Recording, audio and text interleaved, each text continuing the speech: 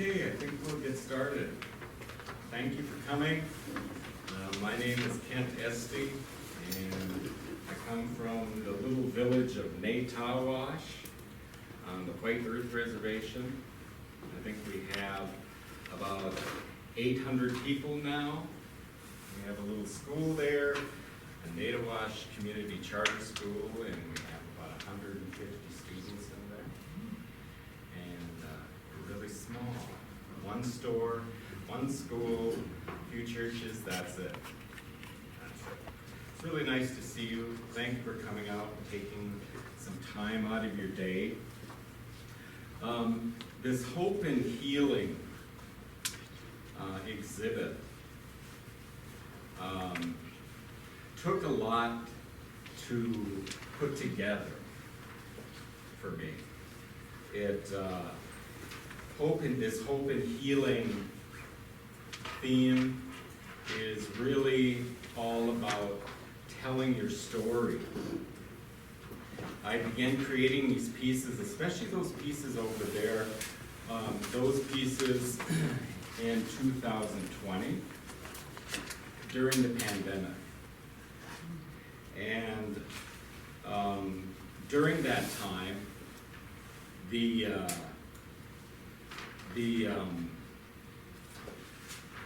because of the pandemic, I've been an educator for 36 years, and it started to take a toll on me.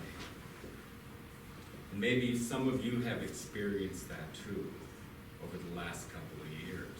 It started to take a toll on me physically, mentally, and spiritually, and I had to take a break. And being an artist, how do artists get better?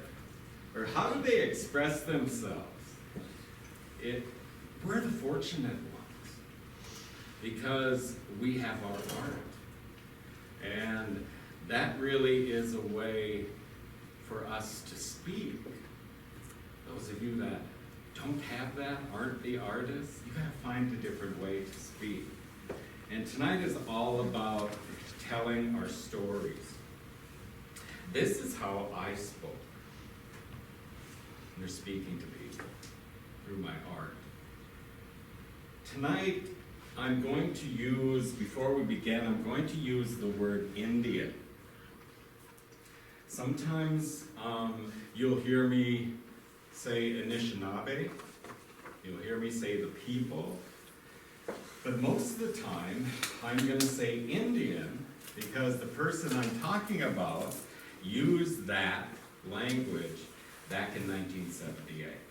So I just want you to preference that before we get going. Okay? There was so much loss during the pandemic.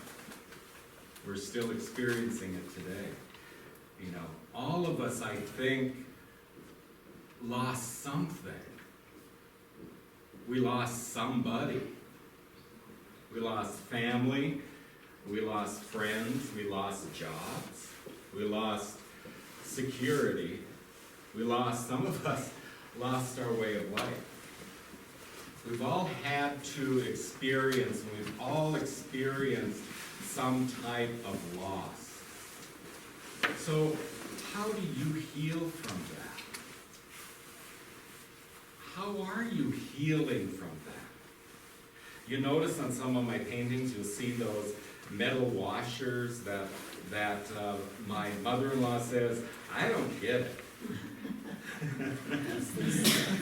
That is there for you to look inside, to examine yourself. The conchas that are up there, those round silver, those are there for you to reflect back and look at yourself. That's why they're there. And that's what this is all about. So how are you going to tell your story about these last few years? My story, like I said, is told through my artistry. My story begins on the White Earth Reservation, where I've lived on the same piece of property for almost 62 years. I didn't go very far. And I was fortunate enough to live and work right in my community with the kids in my community as an educator. It's a wonderful experience. It's a wonderful experience. To serve your own community. When I was little, my sister sits back there as well, and we had a big family. There were 7 of us, 7 siblings, and we didn't have a lot of money, and there weren't a lot of resources living in Natiwash, Minnesota. There was really nothing there. I can remember wanting to be a painter back then. See, everyone in our family was some type of artist. So, but they were called hobbies back then. Okay? So you would play the piano, you would play the guitar, there was mandolins, there was accordions, or you made things out of birch bark. Or you made things out of black ash, or you would bead, or you would sew. All those crafts today are now called art. That's wonderful. I was the weird one. I was the one who was a painter. The other things didn't work for me. I wanted to paint, and I remember not having paint, but having a brush. And I'm sure it was a brush that we used to paint the barn. And mixing sand and dirt together with water and painting with that. And I could see the colors. I remember that. I remember seeing the colors, making do with what you had. Because it was all you had back then. And I remember thinking, maybe one day, wouldn't it be wonderful to be able to go to a museum and see real art? See real pictures painted on the wall in a museum. And when I was this little boy in Natiwash growing up on the reservation, I could only dream about that. Because when you live in Natiwash, you're probably not going to get there. At least what I thought. But guess what? Today, I'm going to museums and galleries to see my work. How awesome is that? I never thought that would happen.